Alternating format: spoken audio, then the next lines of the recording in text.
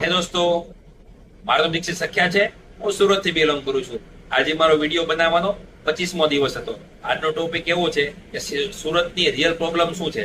આજે સુરતના real problem નાના ધંધાદારો, નાના રોકાણકારો અને જોબ કરતા લોકો છે. તેનો રિયલ પ્રોબ્લેમ એવો છે કે તે લોકો પાસે કામ છે, ઓર્ડર પણ છે, લેબર પણ છે, બધી વસ્તુ પ્રોપર છે, પણ તે લોકો આજે પ્રોફિટ નથી કમાઈ રહ્યા, ગ્રોથ નથી કરી રહ્યા. તો તેનું મેઇન રીઝન શું હોઈ શકે એની ઉપર હવે વાત કરીએ. તે લોકોનો આપણે ક્યારેક મિત્રો એવું હોય છે, એ લોકો જયારે એની વાત થતી હોય ને, એ લોકો હરેક વાર એમ કહેતા હોય છે કે માર્કેટમાં જ પ્રોબ્લેમ છે.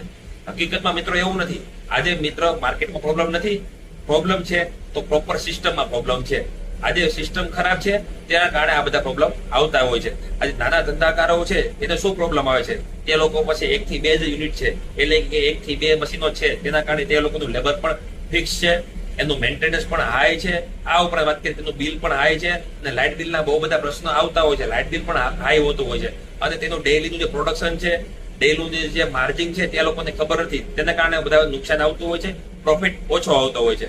આજે 3 નંબર આપણી પાસે નથી ને, તેના કારણે આ બહુ બધા પ્રોબ્લેમ થતા હોય છે. એટલે કે શું, આજે ડેઈલીનું પ્રોડક્શન આપણે ખબર હોતી નથી, કેટલું પ્રોડક્શન થતું હોય છે, કેટલું મેન્ટેનન્સ છે. આ ઉપરાંત આપણે વાત કરીએ કે ડિઝાઇનમાં કેટલું માર્જિન છે, કેટલું પ્રોફિટ છે, આ ડિઝાઇન ચલાવવાથી આપણે શું ફાયદો થશે, શું નુકસાન થશે, તેના આંકડા પર માહિતી આપણી પાસે હોતી જ નથી.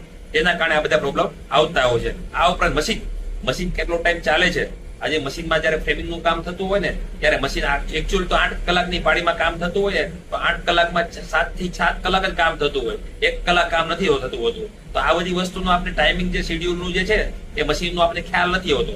આ બધું ખ્યાલ નથી હોવાના કારણે લેબર છે કામ ચોરી કરતા હોય છે ને, એ આપણને ખબર નથી હોતી.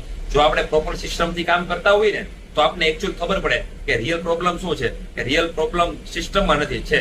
ક્યાંક કેલ્ક્યુલેશન આપણે પાસે રોંગ થતું હોય ને, તેના કારણે આ બધા પ્રોબ્લેમ આવતા હોય છે. આપણે વાત કરીએ કે નાના ધંધા કરો અને સ્મોલ બિઝનેસ કરવા છે, તે લોકો એવું 4 રીઝનના કારણે તે લોકો ધંધા બંધ થતા હોય છે, ઓછો થતો હોય છે, ગ્રોથ નથી થતું, અને તે લોકો એક્સપાન્ડ કે સ્કિલ નથી કરી શકતા. તો પેલું રીઝન શું હોય છે કે મશીન ચાલે છે પણ પ્રોપર કેલ્ક્યુલેશન નથી.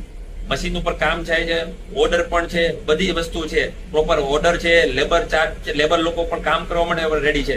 આજે કેવું થતું હોય, કોઈ પણ ભાવે કામ કરી લેતા હોય. આજે કોમ્પિટિશનના ટાઈમમાં કેવું થતું હોય, કોઈ પણ રેટે કામ કરતા હોય. કોઈ પણ રેટે કામ કરવાથી જયારે આપણું જે પોતાનું ખાતાનું મેન્યુફેક્ચર છે, એનું કોસ્ટિંગ નથી કરતા, લેબરનું કોસ્ટિંગ નથી કરતા, અને ખાતું ચલાવવા માટે, એટલે કે આ કંપની ચલાવવા માટે કેટલો ખર્ચ થતો હોય છે, તે લોકો એની પર ધ્યાન નથી દેતા.